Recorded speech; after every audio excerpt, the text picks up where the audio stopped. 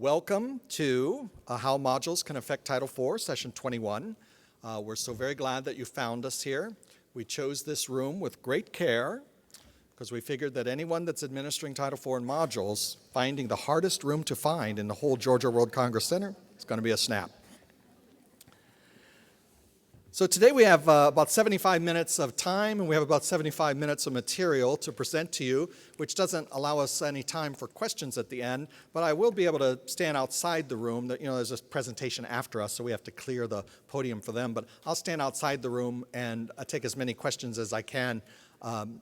If anyone wants to stay after and ask, we're happy to do that. We also man shifts at the Ask a Fed booth, which is in the Resource Center, and we're happy to answer your questions there as well. Today we're going to talk about modules in a specific way. We're going to look at modules as they exist in a standard term. Modules can exist in lots of different ways. Modules can exist in non-standard terms. Modules can exist as payment periods themselves. Modules can exist in a non-term calendar. And we're not going to talk about any of those things. We have found that the audience at the FSA Training Conference mostly is made up of people with standard terms that have modules thrust upon them, usually with 1 day's notice. And your objective is, what must I do to keep my standard term standard, even though I'm now dealing with modules? So we kind of present this issue from that perspective. But modules can mean a lot of different things. The other area that there's a lot of confusion about is how to calculate a return to Title IV when you have modules. And we will not be talking about that today. We have a session, not at this conference, but at the 2014 Federal Student Aid Training Conference. There's a recording.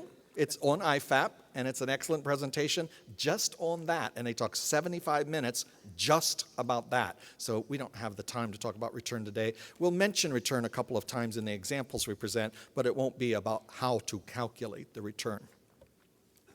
So here on your screen you see a standard term. It's a semester. If you have quarters at your school, just imagine that this says quarter. If you have trimesters, imagine that it says trimester. And we mean here a standard semester, a standard trimester, a standard quarter. Quarters are 10 to 12 weeks in length. Semesters and trimesters are 15 to 17 weeks in length for Title IV purposes.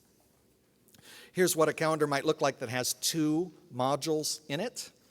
A lot of schools will call these things something other than modules. That's fine. Call them what you will, but we call them modules. You might call them mini sessions or mini terms or all different kinds of things. But when we say a module, we mean a class that's offered over a period of time that does not span the entire standard term in which it resides. Another example, Module C, D, and E, 3 modules in 1 standard term. We see something like this once in a while, modules F, G, and H. There's a period of time here where the student is not going to class during the standard term. The modules F and G are overlapping each other. Not a problem. Modules can overlap. If terms overlap, that creates a situation that we'll talk about later. You don't want your terms to overlap, and sometimes when schools move to modules, that happens, and you want to avoid that at all costs if your objective is to keep your terms standard. Some schools have all of the above. One man came up to me during the presentation we gave yesterday and said, I have 55 modules in my semester. 55.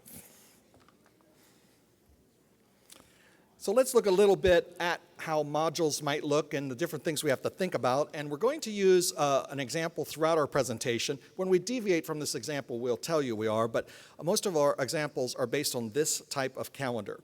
The calendar has standard terms. It's a semester-based calendar. The academic year is defined by the school as 32 weeks of instruction. They've got 16-week semesters, 2 of them in the academic year. Each semester has 2 8-week modules. Classes in this calendar can reside in one or the other module, or both, or they can span the entire semester, and the student can enroll in any combination they want. Full-time, always 12 hours. So what do we have to think about? A lot. First, let's look at some disbursement considerations. The very first bullet says that the payment period is the entire standard term, and we put that first because there's always a lot of confusion about this, and a lot of folks with modules, especially if modules have just been thrust upon you, will want to start to think that the module somehow becomes the payment period, especially if the student only has classes in that one module, and that is not correct.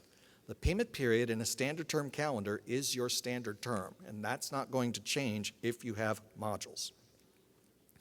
Payment of Title IV aid, with the exception of federal work study, those with federal work study at your school know we pay that out as the student earns it, but the rest of Title IV assistance is paid and calculated based on the payment period. Payment period, remember, is the standard term in a standard term calendar. The sub-bullet here in the middle of the screen does make reference to some schools choose to take the disbursement for the payment period and divide that disbursement up into multiple payments that are made multiple times through the payment period. There's no requirement to do that. As a matter of fact, it's not even a recommendation that you do that. Some schools choose to do it, and it's not a problem if they do. The last bullet's pretty important. It says that the earliest disbursement date that you're allowed to make a Title IV disbursement is 10 days before the first day of class, not 10 days before the start of the payment period, although usually those are synonymous. But think about a student whose first day of class resides in one of those modules that occur later in the semester. Then the earliest we can make that student's disbursement is 10 days before the first day of his or her class, which would be later than what we might be accustomed to making it for other students.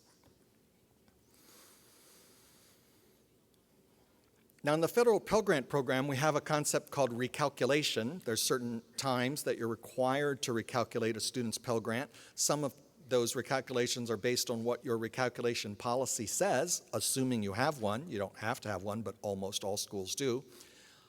And there's other types of recalculations that must be done according to regulation, regardless of what your policy says. So we're looking here at how modules can affect the Pell recalculation because students have to begin a class, and a lot of schools are set up to monitor that beginning of class at the very beginning of the semester. But if the modules are occurring later on, it's going to increase your monitoring burden in that you will have to keep track that the student begins the class that's occurring later in order to determine that their enrollment status that you use to calculate Pell is the correct one.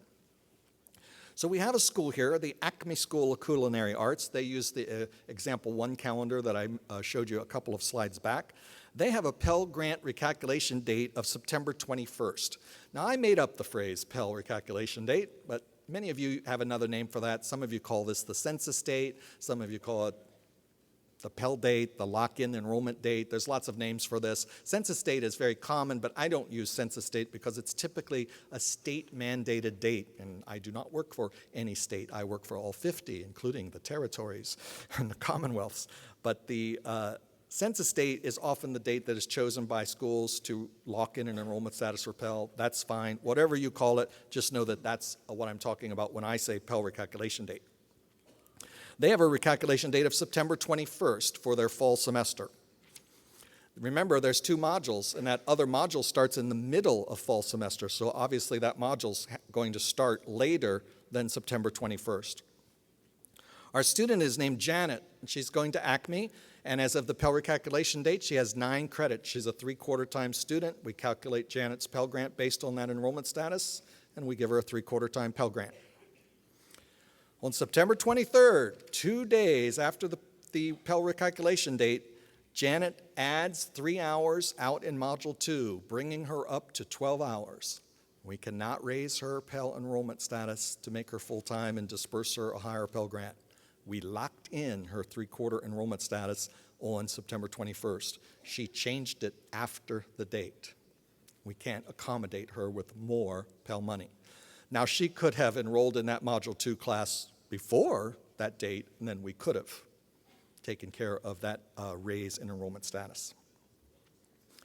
Here's another school, a little more complicated. Borax School of Mining has the same calendar as Acme. They use multiple Pell recalculation dates. Borax is not required to do this. You're not required to have Pell recalculation dates at all. It's just most schools do. But some schools choose to have multiple Pell recalculation dates. Again, the school's option. they have to recalculate Pell Grants up to the Pell recalculation date that applies to the student. Notice there's 3 arrows on the calendar at the bottom. We have the red arrow. That's the September 7th Pell recalculation date. That applies to Module 1 only. We have the green arrow.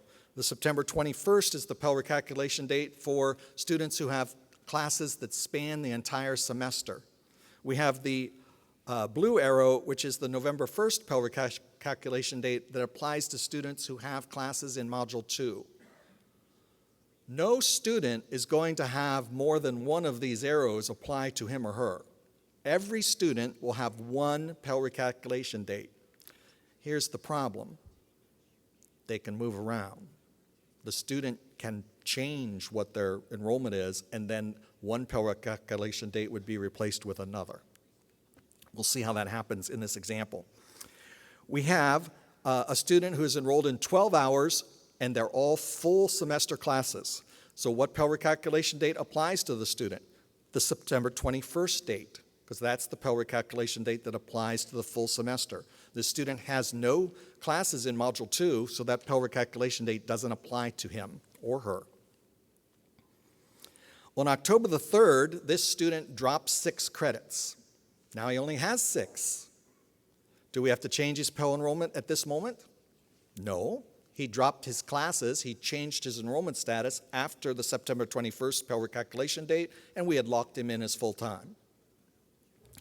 But students being students, he comes in on October the 20th, and he says, I'm only taking 6 credits now. I've got nothing but time. I think I'll add 3 credits that are starting out in Module 2. Fine.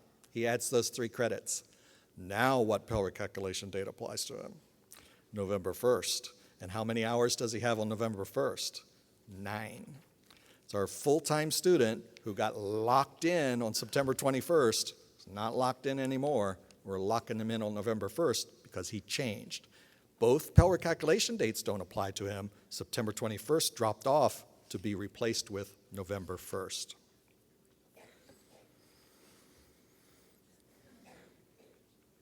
Now, I said that some recalculations are based on your policy, others are mandated by regulation, and here we're talking about one of those mandatory Pell recalculations.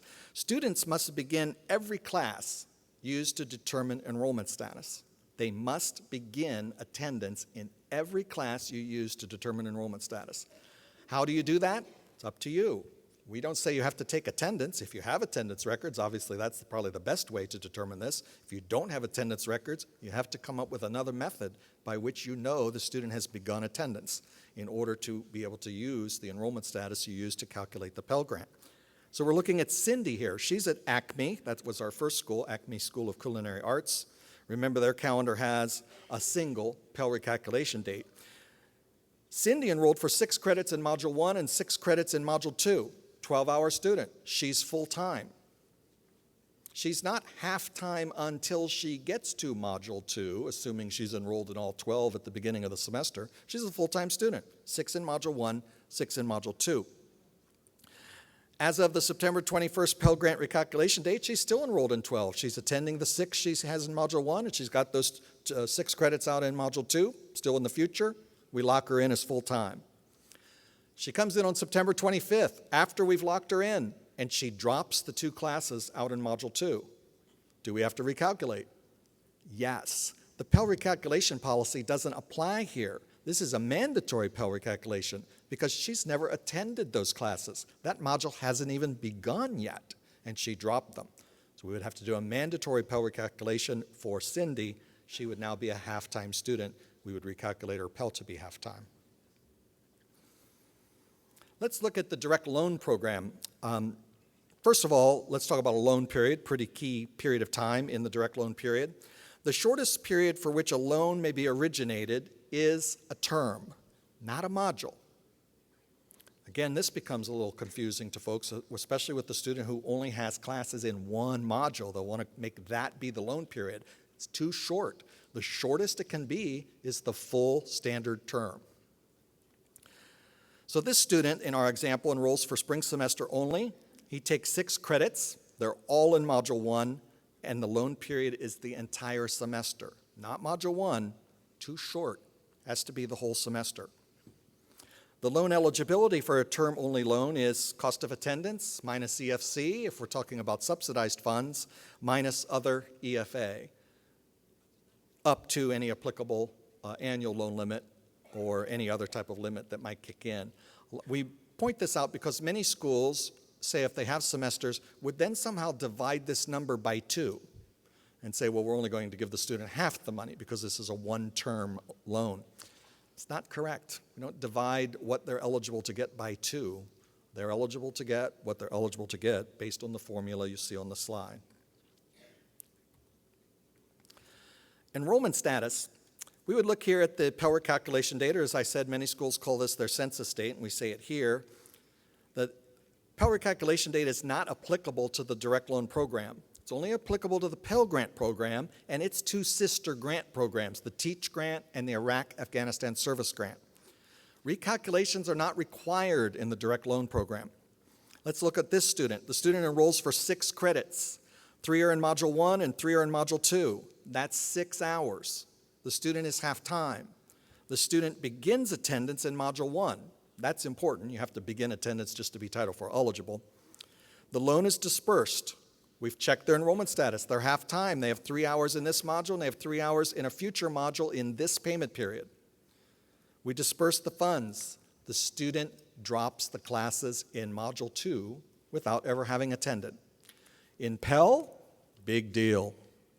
In the direct loan program, there's no action to take.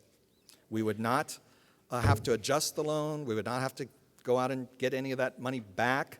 Now, if this is resulting in a return of Title IV, which in this example it would, you do have to perform a return of Title IV. This is now a withdrawn student. But we don't have to treat the loan like we do the Pell and recalculate thinking, oh, now they're only 3 hours, they're no longer direct loan eligible, I have to go back and get the loan back. There's no requirement to do that. Some cost of attendance and some EFC considerations when we're talking about modules. This is the same calendar we've been dealing with. 2 semesters, 2 modules in each. We'll look at Adriana. She's going to fall and spring semester. But she tells the school from the beginning she's only going to attend classes in Module 1 in fall and Module 1 in spring. So what is Adriana's loan period? It's the entire year. Starts at the beginning of fall and goes to the end of spring. Doesn't end at the end of the 8-week module in spring. That loan period would be incorrect. Loan period's the entire year. What's her COA? Her COA is calculated on the period of time she's attending, which is 16 weeks. What's her EFC? Also calculated on the period of time that we're calculating cost of attendance for, which is 16 weeks. We just typically don't think of a weekly EFC, but that would be about a 4-month EFC we would use to calculate Adriana's loan eligibility. Adriana's got a friend named Marty who's a little more ambitious than Adriana. He's going to attend fall and spring, and he's taking classes in every module. So what's Marty's loan period? The whole year. What's his COA? Well, the cost of attendance for the whole year. He's got classes in the first, second module of fall, and then first and second module of spring. What's his EFC? Whatever the monthly EFC attributable to that loan period would be. So we calculate that. We package him. And then Marty throws us a curveball. Says, my friend Adriana isn't taking the classes in the second 2 modules. I'm not going to either. I'm going to drop them. But I'm still taking classes in Module 1 of fall and Module 1 of 2, and his calendar ends up looking just like Adriana's. Do we have to go in and change his cost of attendance and his EFC? No, we don't. We calculated it based on the information we had available at the time we packaged Marty. So even though he ends up at the exact same spot as Adriana, they end up with different calculations. Here's an example that uses quarters, just to make sure our quarter friends are not left out. This is a fall, winter, spring quarter calendar, and each quarter is 12 weeks in length, which makes it a standard quarter. These quarters have modules within them, and they have different kinds of modules, because they really want to make it interesting. They have 4-week modules, 3 of them in each of these quarters, and they have 6-week modules in each of these quarters. Every consideration we talked about for semesters would apply here. Nothing would change as it relates to quarter. Because the student has increased enrollment possibilities, they can take 4-week modules, 6-week modules, whole quarter classes. There's more to keep track of in that way. If we're allowing for multiple starts in these quarters, remember we'd have to keep track of that. There's multiple starts occurring because of the different times the modules are starting within the quarter, given that some modules last 4 weeks and some last 6. We do have overlapping modules here. Let's go back, see how the 6-week and 4-week modules are overlapping. Not a problem. Modules overlap often. But if the terms overlap, that creates an issue. And here we don't see these quarters overlapping each other, so we don't have any type of overlapping issue here. We do have some potentially complex return to Title IV issues. Remember, we have that session out there on IFAP that you can go and listen to learn more about R2T4 in a module situation, and this would be a complicated one given all the modules that are in play here, along with the classes that last the whole payment period. The recalculation policy for Pell could be complicated here. It's going to depend upon whether the school with this calendar is using one Pell recalculation date for the quarter or if they've got one linked to each one of those modules in each of those quarters. That, of course, would make it more complicated, more to watch on your part. So, Greg, do modules have anything to do with summer? Seems like we're going to talk about summer. We'll see. I'll try. We'll see if they do. Okay. Let's talk a little bit about summertime. Summer is frequently a period where people make some mistakes with respect to modules. A lot of schools have felt you have modules. You might have a very traditional calendar where you have fall, spring, and you don't have any kind of modules in the fall or the spring. But not always, but chances are your summer is divided into, you might call them mini sessions or modules, whatever, but is divided into something like a summer 1, 2, 3 or a summer 1, 2. In that situation, you absolutely do have modules. So let's talk about what happens with summer. We already said that most summer terms do contain modules. You might refer to them as something other than modules, but for our purposes, we'll call them modules. Here's an example: summer 1, summer 2, and summer 3. You do have some options with respect to summer. You can, and of course the preferred way of doing this would be to combine those mini sessions into a single term. We have given schools quite a lot of latitude who do this, right? Schools who do this quite a lot of latitude in that they can treat summer as a term, even if summer is not the length of a term. So there is a certain amount of flexibility you have there. Your summer might not be 15 weeks in length, but even if it isn't, if you combine all the modules in summer into one term, we allow you to treat it as a term for both Pell and direct loan purposes. So there are numerous advantages there. You may, if you want to, treat it as a standalone, treat each mini-term or each module as a standalone term.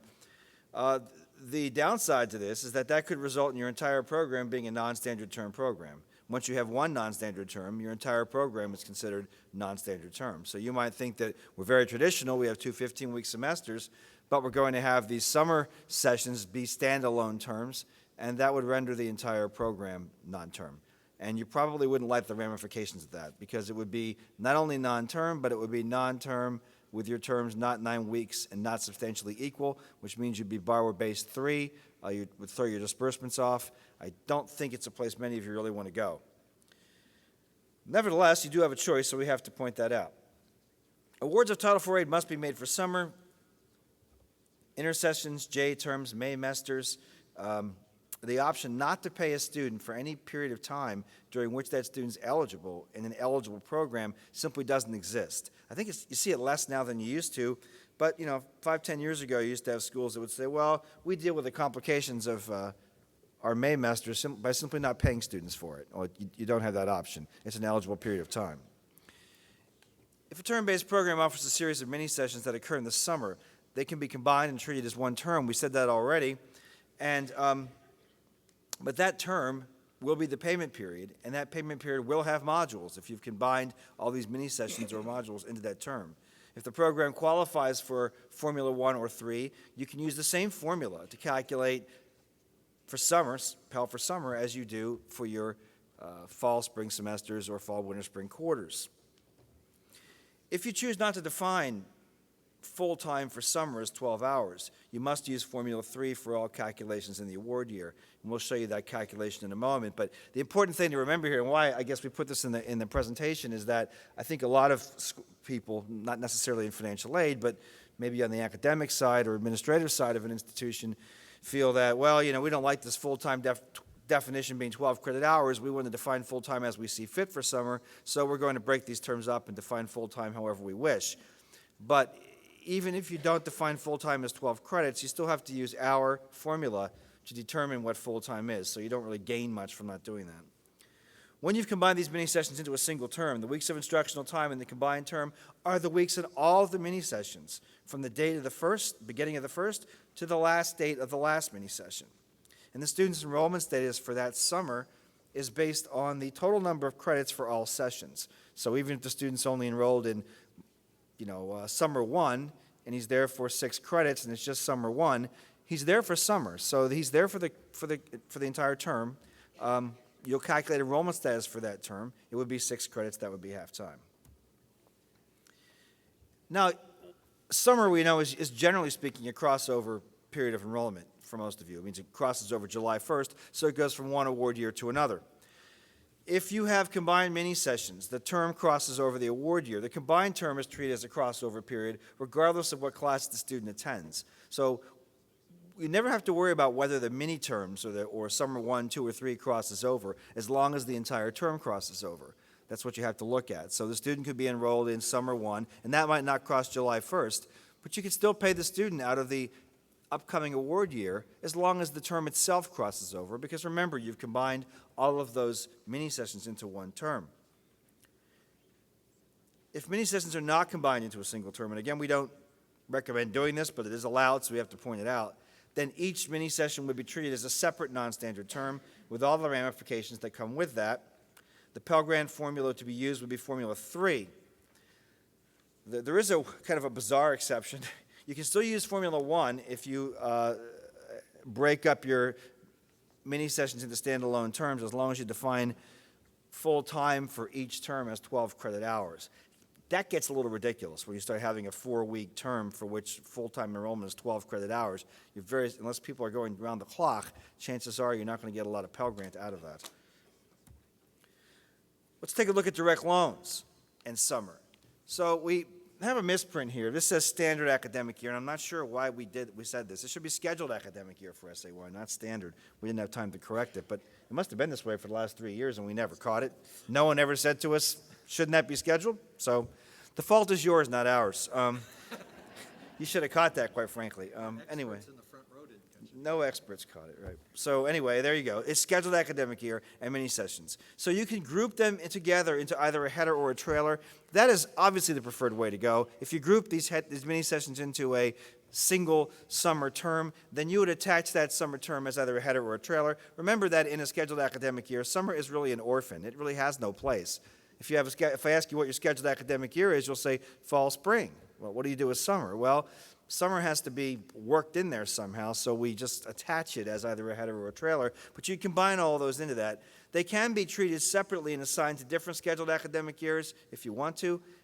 Again, we don't recommend you break them up. We recommend you keep them together in one term, attach them as a header or trailer. What if you're using a borrower-based academic year with these mini-sessions? They must be grouped together into a single term in order to use a BBAY. So if you're using a BBAY, all of your summer mini-sessions must be combined as a summer, and then that is treated as its own term.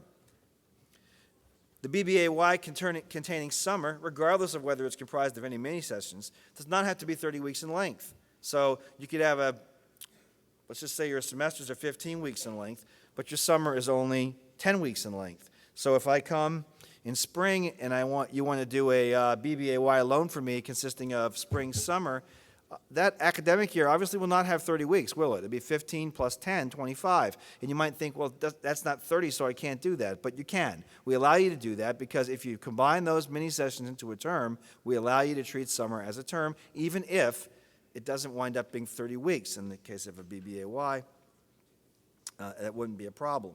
The loan period here would be the shortest time. Well, let's talk about what that would be. The shortest period of time a loan may be originated is for a term.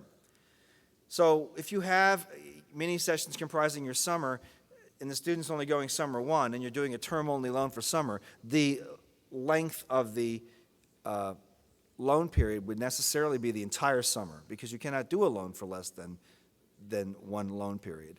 One payment period, rather. We're getting a lot of things in COD. We're seeing a lot of crazy loan periods, 8 weeks, 9 weeks, and we're wondering, that seems like a problem for us. So, or not loan periods, rather, but academic years. We're getting academic years submitted to us of, 10 weeks. Understand that if you're doing a term-only loan for summer, and summer is 10 weeks, your academic year is not 10 weeks. Your loan period might be 10 weeks, but your academic year is not 10 weeks. So bear that in mind. We've put some edits in there to change that, but hopefully you're bearing in mind that your loan period, might be different than your academic year if the loan period is not for the full academic year. The cost of attendance for summer may not include costs for mini sessions the student is not taking. That goes without saying. Cost of attendance cannot include periods of time for which there is no cost. That would be mini sessions of students not expected to be enrolled in. Here's an example. Summer mini sessions 1, 2, and 3 combined to make one payment period. Full-time is defined as 12 credit hours. We are looking here at a fairly straightforward example, pretty typical. You can see July 1st falls straight through the middle of summer 2, so your crossover's there. We've combined these 3 mini sessions into one term, so we're not worried about the fact that neither summer 1 nor summer 3 is crossing over. The entire term crosses over. That's all we need to know. We have an example here of Thomas taking 6 credits in summer 1, all of which are in summer 1. He's awarded a summer-only loan, and federal Pell Grant is a header to the upcoming award year. So his enrollment status is 1/2 time. The loan period is going to be the summer, the entire summer term, and that's the payment period. If the school is required to make multiple disbursements, the second disbursement can't be made into the calendar midpoint after the student has completed classes. So if you are a school that, because of a default rate not being low enough to qualify for the exemption, has to make multiple disbursements, even for a term-only loan. Remember, if your default rate, if you meet the default rate threshold, you don't have to do this. But if you have to make multiple disbursements for a term-only loan, with our example here, a student only enrolled in summer 1, that second disbursement can't be made until the calendar midpoint of that loan term, correct? So then you would not be able to make that disbursement until the student is done with classes. Seems a little weird, but that's the way it has to be. The loan period, again, we said, comprises the entire summer. Summer 1 does not have to cross over for the student to receive a Pell Grant from the upcoming award year. I purposely made this example to be Pell being a header, because for most of you, Pell's a trailer. So in most cases, you're not giving students Pell for summer, or much of it, because the student received the full Pell, fall, spring, there's no Pell left over for summer. But if it were a header, you'd be giving the student Pell, and you could give the student Pell for, say, the 17-18 award year, because though summer 1 doesn't cross over, the summer itself does. Here's Sally taking 9 credits, 3 in summer 1, 3 in summer 2, 3 in summer 3. She has a 3/4 time enrollment status. And this school decided to do a loan for Sally that is comprised of fall, spring, and summer. You can do that. Sally must have at the beginning said she wanted to borrow for all those periods of time, and you're going to do a loan period comprising all of those terms. The school's policy for crossover is that it determines Pell eligibility for a crossover period on a case-by-case basis, and you can do that if you want to. You don't have to be consistent with how you treat summer for Pell. You can say, for this student, it's going to be a trailer. For this student, it's going to be a header. The student was full-time in the previous fall, spring, and received 100% of her Pell Grant. The student is paid a 3/4 time Pell Grant from summer from the next award year, because this school is going to choose to do that. They don't have to, but they are going to. And they're going to make that at the start of summer 1. Student has dispersed direct loan funds for the summer payment period, and the loan period is fall, spring, summer. She completes summer 1 and 2, but does not return for summer 3. So in this case, remember, Sally was scheduled to take classes during all 3 mini sessions, but she is not coming back for 3. So she received a 3/4 time Pell Grant for summer and a direct loan for summer. So what are we going to do about this? Well, she was expected to have 3 hours in each of the summer modules, but she only completes summer 1 and 2, not coming back for 3.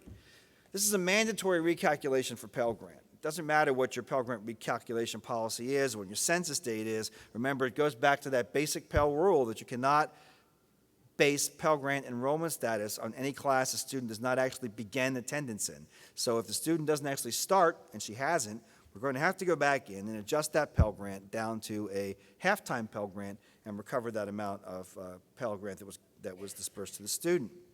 However, for direct loans, there is no adjustment necessary.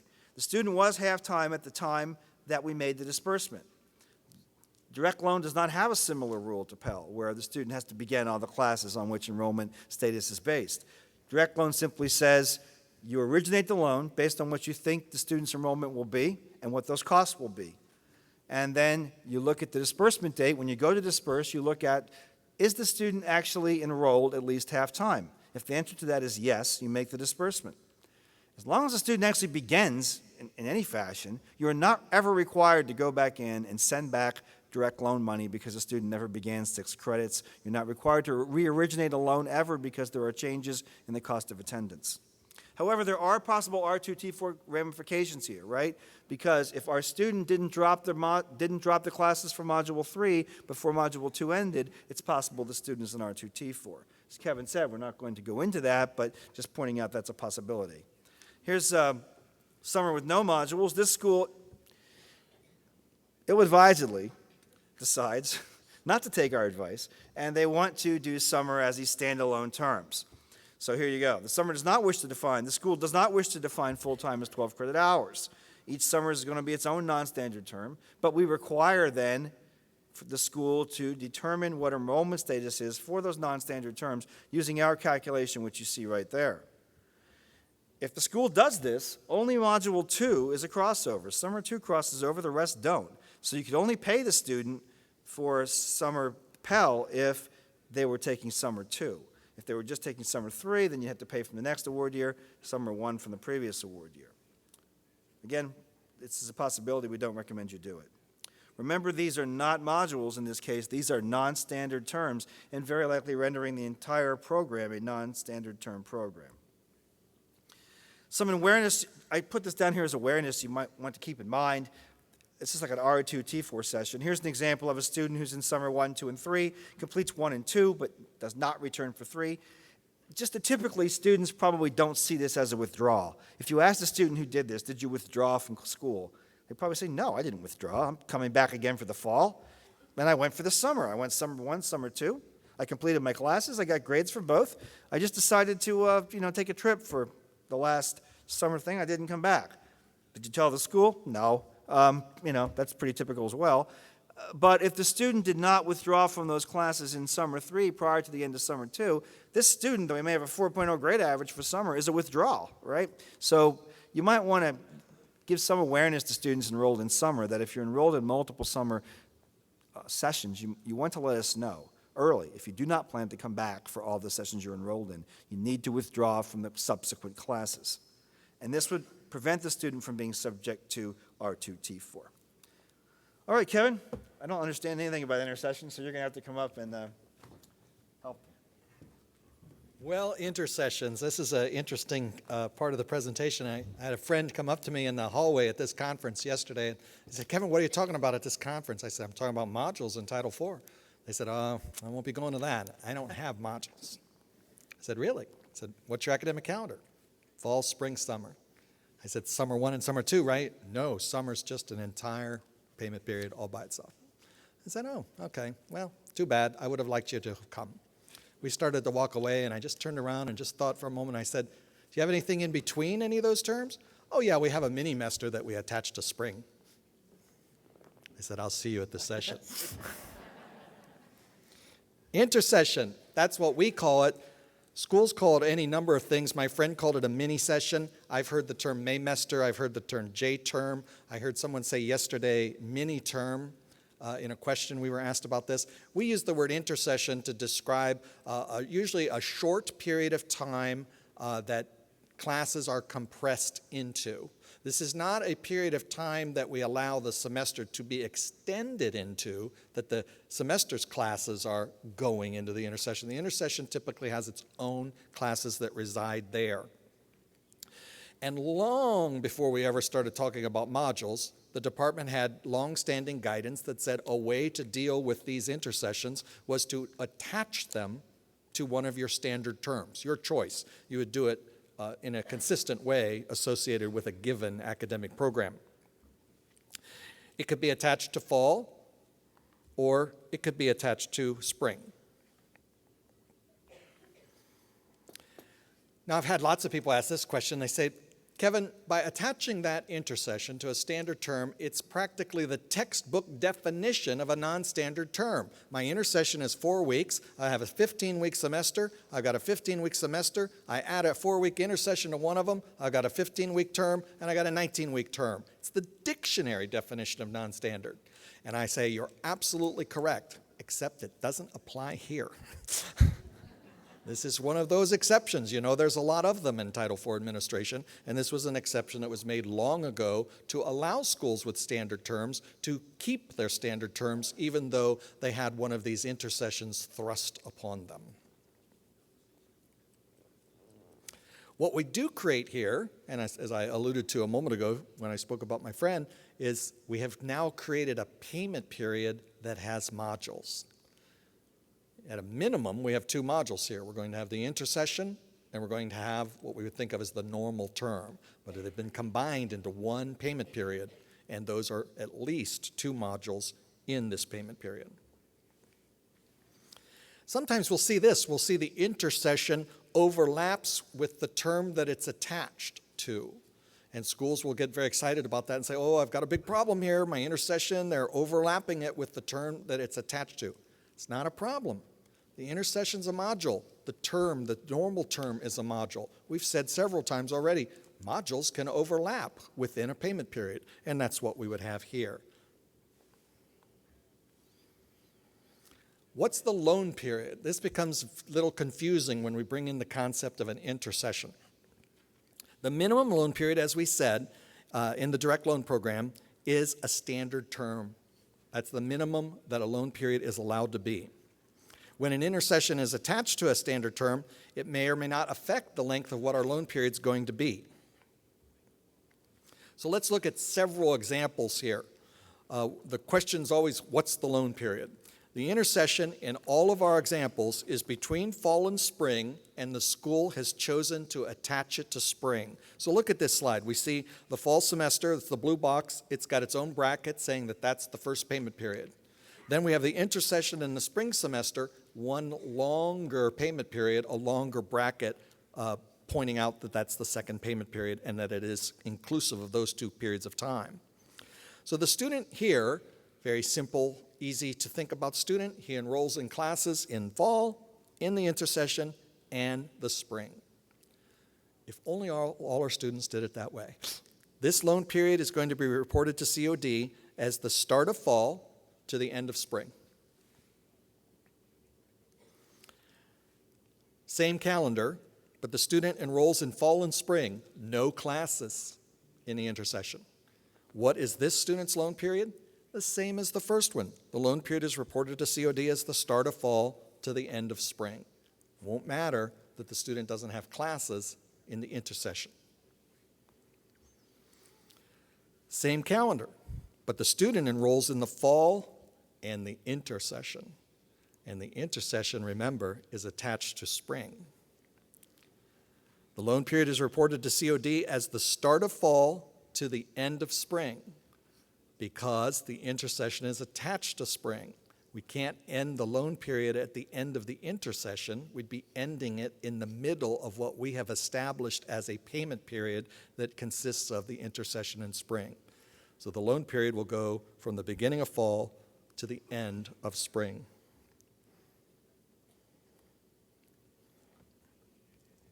So here we have the same calendar, and the student enrolls not in fall, but does enroll in the intercession in spring.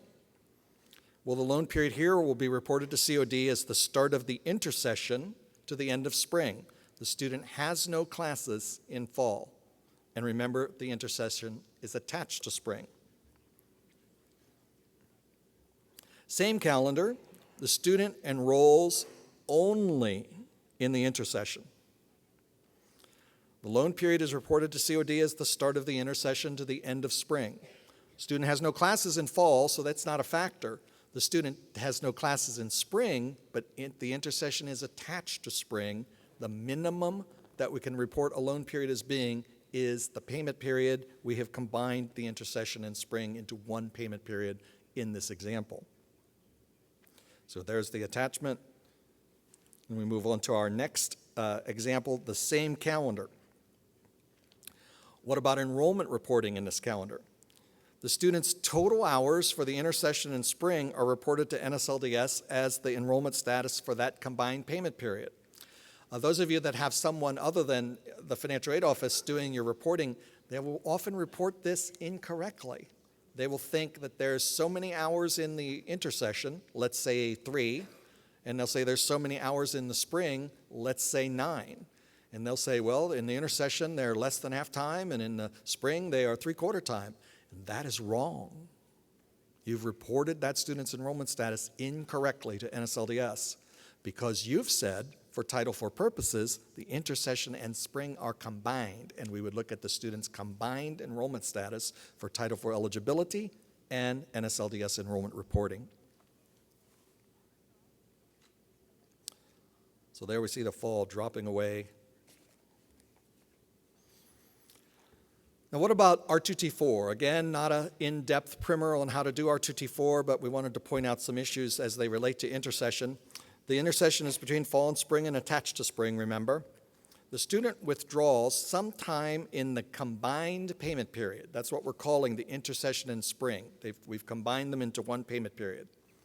If the student has hours in both the intersession and spring, and they do not drop hours from their schedule prior to withdrawing from school, then all days in the combined payment period will count as days in the return to Title IV calculation, minus any breaks of 5 days or more. That's the normal rule. So we see fall go away. We're looking at that one payment period. The number of days there are the number of days in the payment period for our R2T4 calculation. Now this student only has hours in the intersession. It's the same calendar, but they only have hours in the intersession. If the student has hours in the intersession and none in spring, remember intersession has been attached to spring, and they don't drop any hours prior to withdrawing from school. Now think about that. The student is rolled in hours in the intersession, which is a short period of time. They start attendance and they withdraw totally from school in this shortened period of time we're calling the intersession. It is going to be a withdrawal. We will have to do a return to Title IV, but how many days are in the payment period? The number of days in the intersession, minus any breaks of 5 days or more if there are any. So we see everything drop away except the days in the intersession for this student. Same calendar, but the student only has hours in spring, none in fall, none in the intersession. If they only have hours in spring and they don't drop any hours prior to their complete withdrawal from school, then we would only count the days in spring as the number of days in the payment period for this student when he or she withdraws. Remember this slide? We looked at this at the beginning of the presentation today. Lots of modules, they're overlapping, they're all within the semester. There's even a period of time where the student doesn't attend at all. It's perfectly all right. It's actually pretty typical of what some of you may be dealing with. But sometimes we'll see this, and this comes into play in our intersession discussion. We'll have the intersession, it's attached to spring. See the blue arrow? No problem there, except we said several times, standard terms must not overlap. If standard terms overlap with each other, then you are creating a non-term calendar. Hello, Pell Formula 4. Hello, BBA number 3 for direct loans. Typically, schools with standard terms don't want to go down those avenues. Here, people would often tell me, yes, but fall is not overlapping spring. Look at the blue boxes, Kevin. You drew them. They don't overlap. But the intersession, the green box, is attached to spring, which has made spring be longer than what we would normally think of it as being. And that green box is overlapping fall. And now the school is telling me, whether they want to tell me or not, our two standard terms overlap with each other. What do I do? Will you bone up on the regulations about Pell Formula 4 and B-Bay number 3 because you now have a non-term calendar for that program of study? Wouldn't apply to other programs unless they're following the same calendar. But any program that's based on this calendar now has overlapping terms. The message here is really, don't let this happen to the extent of your power and authority. So Greg and I have been doing some version, some iteration of this presentation for a good number of years. I had brown hair when we started. And we used to use an example of a school called Walter T. Franklin University. And Walter T. Franklin University was named after the president of the institution, Walter T. Franklin. And when they rolled out the first set of T-shirts and sweatshirts and used only the initials of the school, Walter had a revelation and said, I think I'll name the school after my wife. So now we have Jean Franklin University, abbreviated JFU, and they have two 15-week semesters. And we're going to look at this school and a student or two of theirs, and they have a 4-week intercession between the two terms. They attach the intercession to spring, as several of our examples have done in this presentation. If they did not attach the intercession, having the intercession there would create a non-standard term. It would be a 4-week non-standard term. You've got one non-standard term, you've got all non-standard terms, even if the other ones appear to be standard. But they attach it. There's the arrow. It's now part of spring. So we wanted to point out in the Pell Grant program where the payment periods would be, when the student could be paid. The fall semester here is payment period number 1. We see the bracket down there, just including fall only. The combined intercession and spring together has become payment period number 2, just like we've been talking about in our previous examples. The school is still allowed to use Pell Formula 1, which is used by schools with standard terms. They must use 12 hours or more as full-time. That's a requirement to use Pell Formula 1. The Pell Grant disbursements for each payment period would be equal. It does not matter that one payment period has more weeks than the other. The student would receive an equal disbursement of dollars in each. The hours in the intercession, as we've said, count toward enrollment status in spring. Why? Because Jean Franklin University has attached it to spring. They could have just as easily attached it to fall if that's what they wanted to do, but they chose to attach it to spring. Since we're talking about Pell, cost of attendance is for full year, full-time costs, regardless of what the student has as far as hours in their enrollment status, intercession or not. Pell's always based on full year, full-time costs. The same calendar at the same school, but we're looking at direct loan here. The fall semester, again, is payment period number 1. The combined payment period of intercession and spring is payment period number 2. This school can continue to be able to use, at their option, the scheduled academic year or the B-Bay number 1. 3 different types of B-Bays, and they can use B-Bay number 1, which is used typically by schools with standard terms. The point here is the intercession being attached has not made them into some situation where they can no longer choose to use the scheduled academic year or a B-Bay number 1. They can. The hours in the intercession count towards spring enrollment status.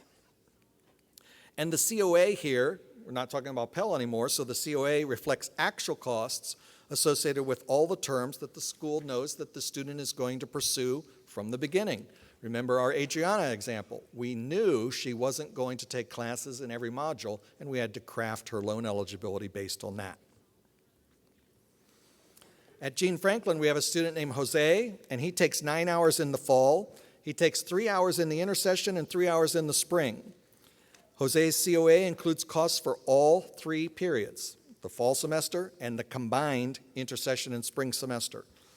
Jose is at least half-time in payment period number 1, and he receives his disbursement for payment period number 1 on or about the beginning of that payment period. We're assuming here that Jose is not subject to any kind of delay in disbursement due to verification or due to a 30-day delay for a first-time, first-year borrower.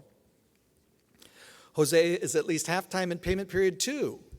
Is he? 3 hours in the intercession, 3 hours in the spring? Yes.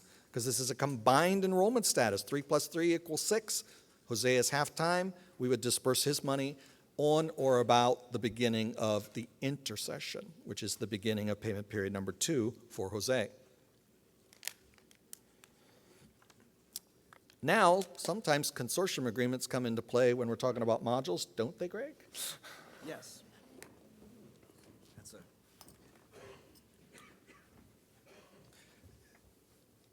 You might wonder what consortium agreements have to do with all this, and I might think it's a bit of a stretch to say, well, yes, you could have modules and consortium agreements. You could have consortium agreements with almost anything. So I guess, but the reason we did this was we had questions that came up in this session with respect to consortium agreements, and the other, to be honest with all of you, is that Kevin and I have done this session, as he said, for many, many years, and we try to put something in it every year that makes it a little bit different from the last year. So since the guidance hasn't changed all that much, it's sort of like how modules affect Title IV-8 and a bunch of other crap we just throw in at the end. So that's the very honest assessment. So, but not to say this guidance is not good or needed. So what about consortium agreements in your academic calendar? You, under consortium agreement, if you award Title IV aid, you should always award Title IV aid based on your own calendar. What we tried to do with this guidance is to give you the maximum flexibility, understanding that your students are attending under consortium agreements, other institutions, and there are all kinds of permutations here. They might be taking just one class at the school down the street, right, or two classes, all the way to they might be taking an entire semester in Australia, right? So it runs the gamut. And we wanted to make it as easy as possible for you. So awarding the Title IV aid based on your own calendar, it makes the most amount of sense if you think about it, because it's generally a fairly automated process, and you want to be able to do that as streamlined a process as possible. Some of you that come from large schools probably don't want to have to look at the academic calendar of all the schools that your students might be attending under a consortium agreement and then work that into your packaging system. I don't know how you would do that. So anyway, we'll give you that latitude. The earliest disbursement date, as you all know, probably from Financial Aid 101 at your summer institute back in 1998 or whatever it was, is that you can disperse no earlier than 10 days prior to the beginning of the first day of classes, right? So you know that. So what we've said here is, of course, that applies, but we're going to say before the earlier start date of either the home school or the host school, and give you that latitude as to when you can disperse. Of course, there are going to be restrictions in COD when you go in and put your dates for it, your start dates into COD. If you do anything earlier than 10 days before the start date in COD, it's going to reject, regardless of what happens at the other school, right? So there are some limitations COD will impose on you.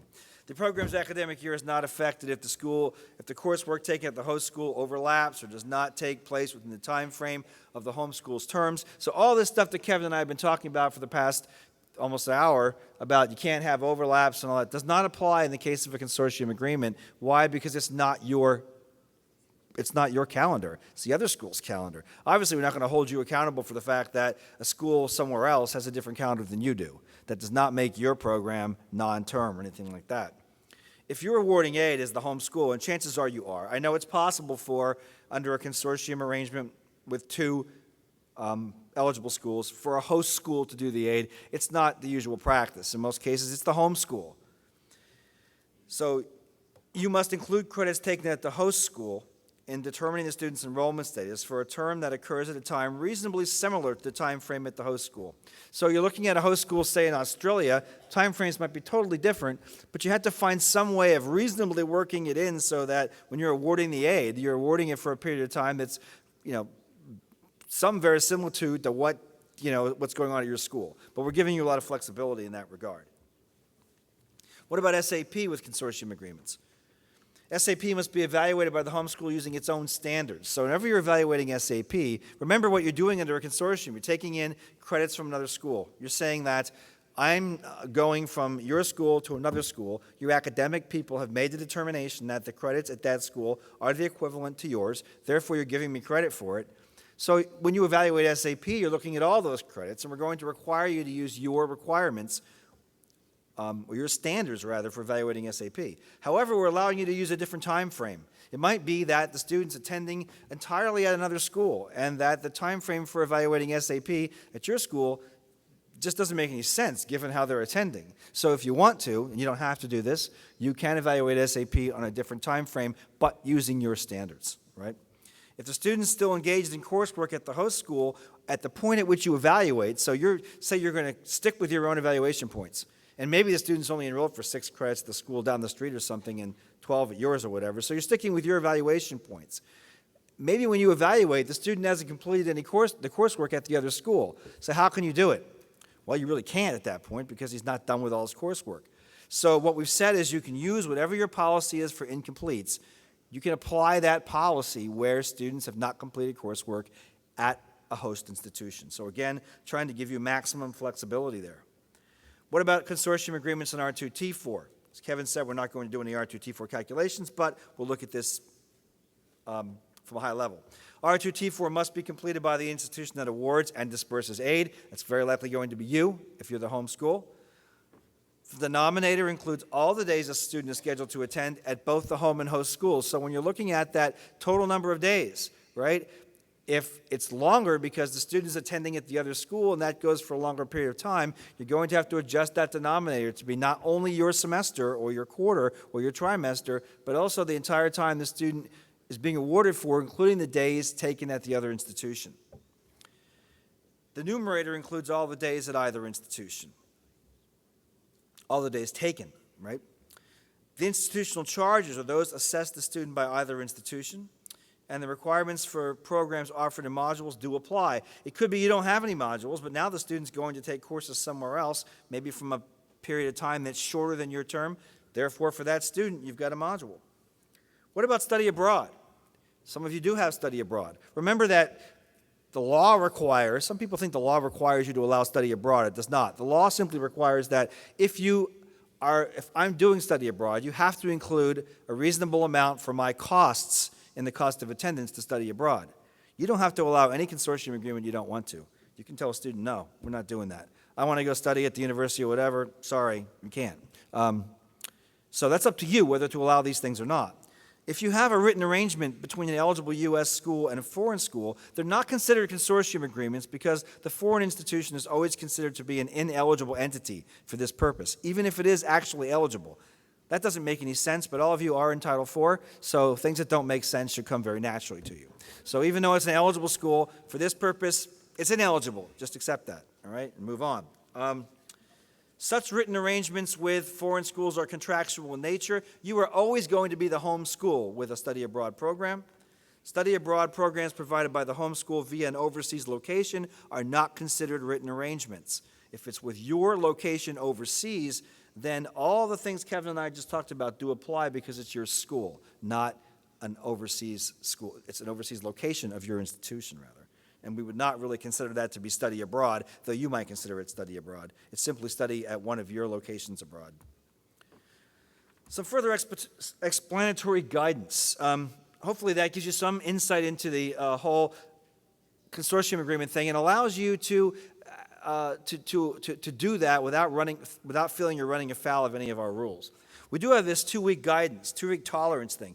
What this has to do with in a nutshell is that you may have some professors, instructors that have courses that might go a few days over the term. So let's say the fall term ends December 15, and I'm a history instructor, and I say, yeah, but for my class, we're doing something, and we are not going to end until December 18.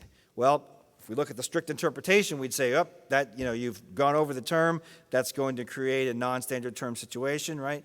But we don't want that to happen, so we've given you some latitude, basically 2 weeks latitude, so that coursework, which is part of that standard term, can extend beyond the term start and end dates by 2 weeks.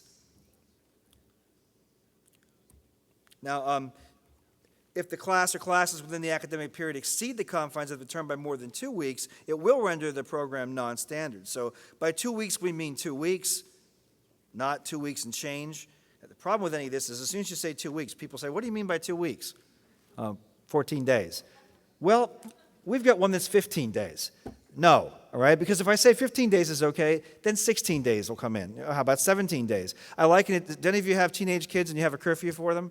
If the curfew is 12 o'clock, it has to mean 12 o'clock. If they come home at 12:05, why not 12:05? Next week it'll be, how about 12:10? And before long, there'll be no curfew. So, you have to enforce these things. Or a speed limit, it's the same thing. So, if History 201 extends beyond the semester by 1 week, and Geology 201 extends by 10 days, and they're part of the same program, we've got 17 days. That exceeds 14 days. It's 14 days total, not 2 weeks here and 2 weeks here for a total of 4 weeks, but 2 weeks in total. No unreasonable breaks or extensions. We had to put that in there because one person asked Kevin and I if it was okay, asked me, Kevin and me rather, if it was okay to have this 2-week extension. So we have 2 weeks, but we have a 4-week break in between it. No, that's not what this is about. It's about a reasonable accommodation, not a 4-week break and then 2 weeks so you can have half the year go by and still count it as part of the previous term. So it's a reasonable person test. And by that reasonable person, we mean calendar 2 weeks. The 2 weeks must not overlap another term. Here we don't have a problem because, as you can see, History 201 does go starts before the spring semester starts, but it does not overlap with fall, so we're fine. And again, it's 2 weeks, so we're good. Here is a problem. Math 201 now goes before spring, starts 2 weeks, but it overlaps back into fall. It can't do that. If that happens, this becomes a non-term calendar.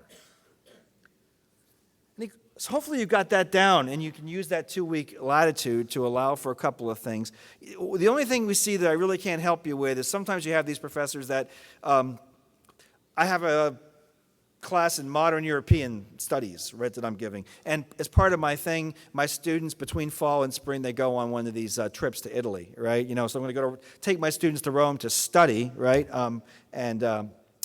And it's part of a study, and they go over there and they're doing some things, and then it's part of their grade, and that might go beyond 2 weeks. If that happens and you have those kinds of things, my suggestion to you in that case would be to give the students an incomplete for that period of time until they come back, because to accommodate those kinds of things.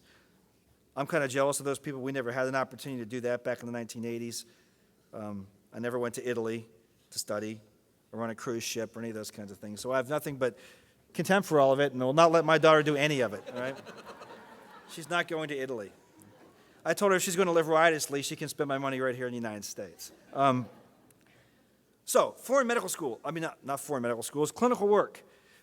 We know that some of you have medical schools, medical programs, nursing programs, teacher education programs, where there is a clinical aspect or that requires that the student go out in order to be licensed or ever practice in the field, do these clinical hours. We understand you might not have a whole heck of a lot of control over when they occur, and that they oftentimes go over your terms. So we often got the question from medical schools, does this render us a non-term program? Because our clinicals go beyond the term in our clinical years. So we put out some guidance, and it's applicable to medically related fields and programs preparing educators. It is not carte blanche for every internship that your students are enrolled in, okay? It's basically these types of things we just talked about, educators and medical students, pharmacy, veterinary, those types of things. So we're aware that the clinical work may not coincide with the school's standard terms, and we've put out the following guidance. If you meet these rules, and we're pressed for time, so I'm not going to go into each one and read each one to you, but essentially the practicum or the clinical period must be required to practice in the field. It has to be something over which you don't have a whole heck of a lot of control over, like clinical hours at hospitals, that type of thing. The credit hours associated with the practicum must be associated with the term to which they most closely follow. So you have to find some way of making that work. What we're doing is giving you quite a lot of latitude here with those types of requirements. And we know, for instance, with student teaching, you don't control what the high school's period of time is, or a semester, however that works. So trying to give you that latitude. If the clinical work meets all of the requirements on the previous slide, the clinical work does not create non-standard terms. The clinical work will not create a non-term calendar for you, even if that clinical work overlaps with a previous or subsequent term. So again, a lot of latitude here for those of you who have medical programs, dental programs, pharmacy programs, physical therapy programs. But I don't want you to conclude from this that anybody who has an internship or externship can just go over the term period, because that's not what the guidance is saying. Some rules to remember: you have to have some policies and procedures to explain how this will be handled at your institution. The academic year and loan period for direct loans should be determined using the actual training dates, and the loan should reflect the actual cost, and the estimated family contribution should be for the actual training period. R2T4 also has to be for the total number of days in the training period. So if that clinical goes beyond your term and the student were to withdraw, it's not fairly typical at a medical school, but if it happened, you'd have to use that entire period of time for your denominator. One last thing here on reporting for these things. What about reporting for clinical periods? For coursework that falls between the 2-week tolerance. So if the clinical period is within our 2-week tolerance, continue to report to COD the published begin and end dates of the term or the academic year as your loan period begin and end dates. For allowed clinical periods that extend more than 2 weeks beyond the term, the loan period begin and end date reported to COD must be actually reflective of the clinical period. The modified term begin and end dates reflective of the clinical period may but are not required to be reported to NSLDS that way, since the begin and end dates you report to NSLDS have no link back to COD. We don't really care what you do there. So whatever your registrar wants to do with respect to that, he or she can do. It's just in COD, they have to reflect the actual begin and end dates of the clinical period. What about reporting for consortium agreements? If you're awarding the Title IV aid, you are responsible for reporting to COD. The academic year, loan period, and disbursement dates reported to COD should be those at your school. So what you're going to do, because we don't want you to have to do a new academic year for every school the student's going to, and look at every school the student might be attending and say, oh, we got to put that academic year in. You don't. Continue to use your dates. You might change the disbursement dates to be different than what your regular students at your school have as disbursement dates, and you want to make sure that those disbursement dates are accurate. But your academic year loan period should be those that you report for your school. And then you would use the actual disbursement dates that you are that you use for the student. Enrollment must always be reported to NSLDS by you if you were the home school. You're responsible for prompt and accurate reporting to NSLDS of a student's withdrawal or graduation dates within the time frames we've established. Do we have time for any questions? I don't think so, Greg. No, we don't. Here's what we would like to make a couple of announcements and tell you what we'll do about questions. If I say something wrong, you just correct me. We talked about Pell recalculations in this session, and our colleague Bruce Honer will do a session tomorrow. It's session number 3, and it's called Withdrawals and how to deal with withdrawals, or words to that effect. And he goes into quite an extensive discussion of Pell recalculations and that. So that's at 11:40 tomorrow. He's actually doing that session right now as well, but that might be something that would interest you if you have more curiosity about that. As far as questions about the session that we just did, Greg's on his way to another session right now, so he's not going to be able to take any questions, but he has told me that he would be at the Ask a Fed desk tomorrow, starting at 10 in the morning. And if you wanted to stop by there and ask questions, I'll be at the Ask a Fed desk for most all of tomorrow. And I will meet anyone outside of this room to answer any questions you have today for about 30 minutes or so. And I would like to meet the people that have questions on the other side, the far side, beyond the opening in the floor, over on the side where the restrooms are located. And so I'll be out there in just about 3 or 4 minutes and take any questions you might have for me. Thank you so much for coming to our session today. It's been a pleasure to spend this time with you. Thanks. Enjoy the rest of the conference.